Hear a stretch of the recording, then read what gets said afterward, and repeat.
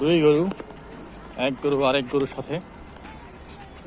একটা গরু বাজার থেকে কিনে নিয়ে আসলাম, আরেকটা গরু পাইটিতে ছিল, বহুদিন ধরে পাইটিতে বসবাস করছে। আরেকটা গরু আমরা ইতিমধ্যে কিনে ফেলেছি। কোথা থেকে এটা কেনা হলো?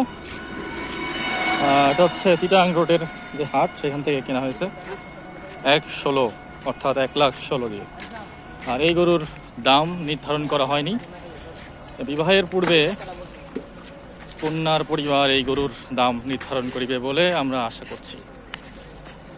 তো যাই হোক, বর্তমান পাইটির গরু, শাওলিয়া হাটের গরু সামলানোর দায়িত্বে আছেন।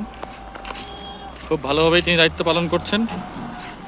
এবং তাদের মধ্যে আমরা পেছন থেকে যে পার্থক্যটা দেখতে পাচ্ছি, একজনের একটি সুদীর্ঘ লেজ আমরা দেখতে পাচ্ছি, অন্যজনের কোনো লেজ আমরা দেখতে পাচ্ছি না।